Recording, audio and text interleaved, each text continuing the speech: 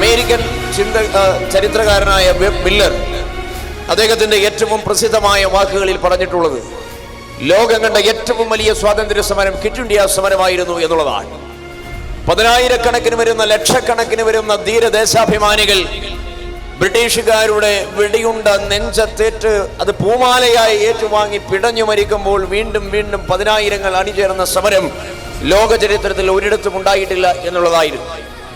ഇവിടെ ചരിത്രത്തിന്റെ ഏടുകൾ പരിശോധിക്കുമ്പോൾ ഇന്ത്യൻ സ്വാതന്ത്ര്യ സമരത്തെ സംബന്ധിച്ച് വളരെ വളരെ ഏറ്റവും ശ്രദ്ധേയമായ ഒട്ടേറെ അധ്യായങ്ങൾ നമുക്ക് വായിച്ചറിയാൻ സാധിക്കുന്നുണ്ട്. ഏറ്റവും വലിയ രോമാഞ്ചം ഉയർത്തുന്ന ഒരു വലിയ അധ്യായമായിരുന്നു ജാലിയൻ വാലാബാഗ് കൂട്ടക്കൊലയുമായി ബന്ധപ്പെട്ട് നമ്മളെല്ലാവരും പഠിച്ചത്. അവിടെ സർദാർ ഉദ്ധം സിംഗിന്റെ വലിയ ചരിത്രമുണ്ട്. ബ്രിട്ടീഷ് പട്ടാളം ആയിരക്കണക്കിന് ആളുകളെ ജാലിയൻ വാലാബാഗിൽ കൂട്ടക്കുരുതിക്ക് വിധേയമാക്കിയപ്പോൾ സർദാർ ഉദ്ധം സിംഗ് അതിന് നേതൃത്വം നൽകിയ ജനറൽ ഡയറെ വകവരുത്തുന്നതിന് വേണ്ടി 919 മുതൽ 940 വരെ കാത്തുനിന്ന ദീർഘനാളത്തെ ചരിത്രം അവസാനം ജനറൽ ഡയർ ഈ രാജ്യത്ത് നിന്നും വിരമിച്ച് ലണ്ടനിൽ പോയി അദ്ദേഹത്തിന്റെ ഔദ്യോഗിക കർത്തവ്യങ്ങൾ അതിന്റെ അവസാന ഘട്ടത്തിലേക്ക് അടുക്കുന്ന വേളയിൽ 21 വർഷത്തിന് ശേഷം അദ്ദേഹത്തെ വകവരുത്തിയതിനു ശേഷം അവിടെ വെച്ച് ബ്രിട്ടീഷ് പോലീസ് അദ്ദേഹത്തെ പിടികൂടിയപ്പോൾ താങ്കളുടെ പേരെന്താണ് എന്ന് ചോദിച്ചപ്പോൾ അദ്ദേഹം പറഞ്ഞ മറുപടിയായിരുന്നു റാം മുഹമ്മദ് സിംഗ് ആസാദ് എന്നുള്ളത്.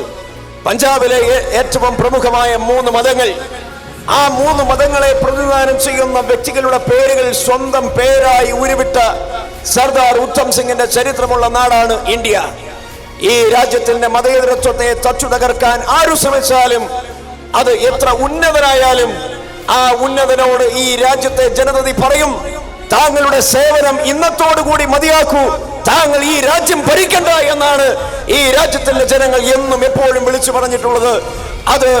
അത് ലോർഡ് കഴ്സൺ ആയാലും, അത് കോൺവാലീസ് പ്രഭുവായാലും, അത് മൗണ്ട് ബാറ്റൻ പ്രഭുവായാലും, അത് നരേന്ദ്രമോദി ആയാലും, അമിത്ഷാ ആയാലും, ഈ രാജ്യത്തിന്റെ മതേതരത്വത്തെ തകർക്കാൻ ശ്രമിച്ചാൽ ആ ഭരണകർത്താവിനോട് ഈ രാജ്യം വിട്ടുപോകണമെന്നാണ് ഈ രാജ്യത്തിന്റെ ജനത എക്കാലവും പറഞ്ഞിട്ടുള്ളത്. നരേന്ദ്രമോദിക്കും അമിത്ഷായ്ക്കും മനസ്സിലാകാത്ത യാഥാർത്ഥ്യം അതാണ്.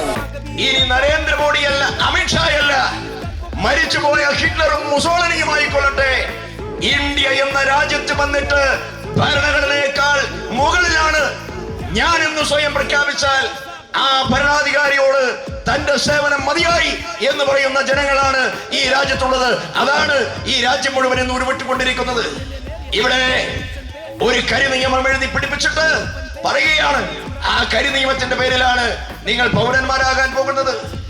ഇവിടെ ഈ രാജ്യത്ത് പൗരനാകാൻ, ഈ രാജ്യത്തിന്റെ പൗരത്വത്തിന്റെ ഉടമസ്ഥനാകാൻ അമിത്ഷായുടെ കരിനിയമത്തിന്റെ ആവശ്യമൊന്നുമില്ല. മറിച്ച് ഈ രാജ്യത്ത് ജനിച്ചതിന്റെ പേരിൽ, ഈ രാജ്യത്ത് വളർന്നതിന്റെ പേരിൽ, നമ്മുടെ ചോരയും നീരും വിയർപ്പും ഈ നാട്ടിൽ ഒഴുക്കിയതിന്റെ പേരിൽ നമ്മളെല്ലാം ഈ രാജ്യത്തെ പൗരന്മാരാണ്. അതല്ലാതെ അമിത്ഷായുടെ കരിനിയമത്തിന്റെ ബലത്തിലല്ല നമ്മൾ ഈ രാജ്യത്തെ പൗരന്മാരായത്. അത് അവർ ഓർക്കുന്നത് നല്ലതായിരിക്കും.